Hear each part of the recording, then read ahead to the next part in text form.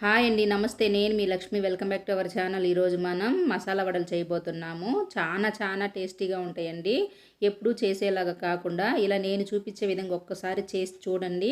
మళ్ళీ ఇలానే చేయాలనిపిస్తుంది. అంత క్రిస్పీగా ఉంటాయండి. దీనికి కాంబినేషన్ వచ్చేసి చికెన్ గ్రేవీ అయినా లేదా చట్నీతో అయినా సూపర్గా ఉంటుంది. నేనైతే చికెన్ గ్రేవీతో చూపిస్తూ ఉన్నాను. పైన క్రిస్పీ అనేది చల్లారిన తర్వాత కూడా చాలా బాగుంటుందండి. ఇప్పుడు ఇది ఎలా చేయాలనో దీని తయారీ విధానం ప్రాసెస్ స్టార్ట్ చేద్దాం రండి. ముందుగా ఒక బౌల్ తీసుకునేసి ఇందులోకి 2 కప్పులు పచ్చెనగపప్పు తీసుకునేసి దీన్ని శుభ్రంగా కడుక్కునేయాలి. మీ దగ్గర ఉన్న ఏ మెజర్మెంట్ కప్పుతో అయినా తీసుకోవచ్చు. ఇలా బాగా శుభ్రంగా కడుక్కున్నాక మనకి టైంని బట్టి నానబెట్టుకోవచ్చండి. గంట కానీ గంటన్నర కానీ నానబెట్టుకోవచ్చు. కొద్దిగా ఎక్కువసేపు నానినా చాలా బాగుంటాయి. ఇప్పుడు ఇందులో తగినన్ని నీళ్ళు వేసుకునేసి మూత వేసి ఒక గంట కానీ గంటన్నర కానీ నానబెట్టుకునేద్దాము. నేనైతే గంటన్నర తర్వాత చూపిస్తూ ఉన్నాను. చూశారు కదా పప్పు అనేది ఎంత బాగా నానిపోయిందో. మనకి ఎక్కువసేపు నానిందంటే పప్పు కూడా ఎక్కువగా ఒదుగుతుందండి. ఇప్పుడు ఇందులో నీళ్ళన్నీ వంపేసుకునేసి ఒక 2 గుప్పెట్లు పప్పు పక్కకు తీసుకునేద్దాము. ఈ పప్పు దేనికో మళ్ళీ తర్వాత చూపిస్తాను. ఇలా 2 గుప్పెట్లు తీసుకున్నాం కదా, దీన్ని పక్కన పెట్టుకునేసి మిగతా పప్పుని మనం మిక్సీ జార్లో వేసుకునేద్దాము. మనకి పప్పు అనేది పెద్ద మిక్సీ జార్లో అయితే కొంచెం బరగ్గా మెదుగుతుందండి. చిన్న జార్లో అయితే మెత్తగా అవుతుంది. పప్పు అనేది మనకి మెత్తగా అవ్వకుండా బరగ్గానే ఉండాలి. ఇలా మొత్తం వేసుకున్న తర్వాత ఇందులోనే ఒక 2 పచ్చిమిరపకాయలు తుంచి కానీ కట్ చేసి కానీ వేసుకునేద్దాము. అలానే ఒక చిన్న అల్లం ముక్క అండి వేసుకునేసి ఒక 7-8 తెల్లవాయలు కూడా పొట్టు తీసి వేసుకునేసి ఇందులో కొద్దిగా ఉప్పు వేసుకునేద్దాము. ఉప్పు అనేది కొంచెం తక్కువే వేసుకోవాలండి, మళ్ళీ చూసి కూడా వేసుకోవచ్చు. ఇలా వేసుకున్న తర్వాత దీన్ని ఇప్పుడు మనం మిక్సీ వేసుకునేద్దాము.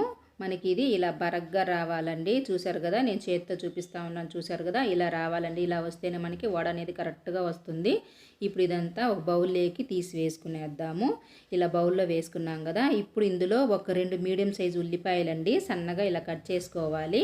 అలానే ఇందులో కొద్దిగా కొత్తిమీర కూడా కడుక్కునేసి వేసుకునేసి మనం తీసి పెట్టుకున్నాం కదా శనగపప్పు కొద్దిగా, అవి ఇప్పుడు పైన వేసుకోవాలండి. ఇలా పైన వేసేదానివల్ల వడ చాలా బాగుంటుంది.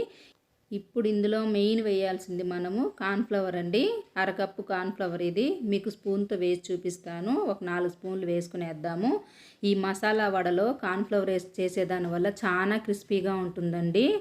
నేను చాలా సార్లు చేసి మీకోసం నేను వీడియో చేసి చూపిస్తూ ఉన్నానండి. ఇలా మొత్తం ఒక 4 స్పూన్లు వేసుకున్నాం కదా, ఇంకొక స్పూన్ పిండి ఉంది తర్వాత వేసుకునేద్దాము. ఇలా మొత్తం వేసుకున్నాక దీన్ని బాగా ఇలా కలుపుకోవాలండి.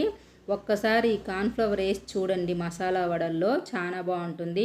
మనం ఎప్పుడూ చేసేలాగా కాకుండా ఇలా ఒకసారి చేసి చూడండి ఎంత క్రిస్పీగా ఉంటుందో. మిగిలిన పిండి కూడా వేసుకున్నాను.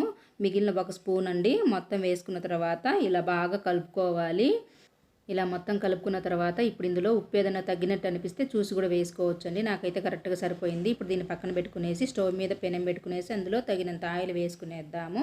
ఆయిల్ ఈటెక్కిందా లేదా అని కొద్దిగా పిండి వేసి చూద్దామండి. ఆయిల్ కూడా కొంచెం ఈటెక్కింది కదా, ఇలా ఉంటే సరిపోతుంది. ఇప్పుడు కొద్దిగా పిండి తీసుకునేసి ఒక నిమ్మ సైజ్ అంత అండి, మీకు ఏ సైజు కావాలంటే ఆ సైజు తీసుకోండి. నేనైతే ఒక నిమ్మ సైజు అంత పిండి తీసుకునేసి ఇలా బొట్టనేలతోనే నొక్కినామంటే మనకి వడ అనేది కరెక్ట్గా వస్తుంది. చూసారు కదా, ఇప్పుడు ఇది మనం ఆయిల్లో వేసుకునేద్దాము. ఇంకొకసారి కూడా చూపిస్తాను చూడండి.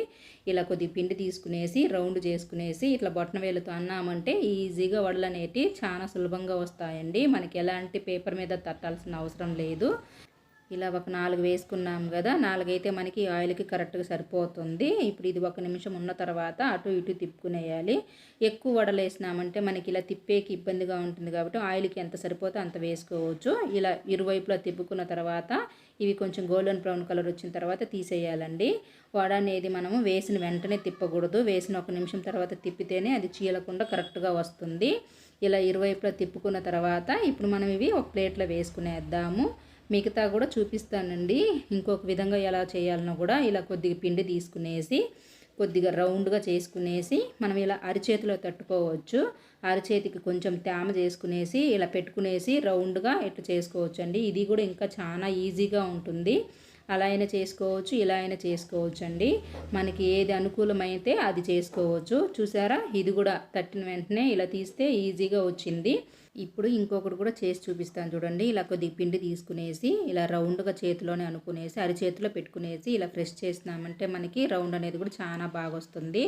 మీకు చేతికి అంటుకుంటుంది అనుకున్నప్పుడు కొద్దిగా తేమ చేసుకునేసి ఇలా తట్టుకోండి. చూసారు కదా, ఇట్లా తట్టి తీస్తే కూడా ఈజీగా వస్తుంది. ఇంతే అండి. మిగతా పిండినంతా మనము ఇలానే చేసుకునేద్దాము.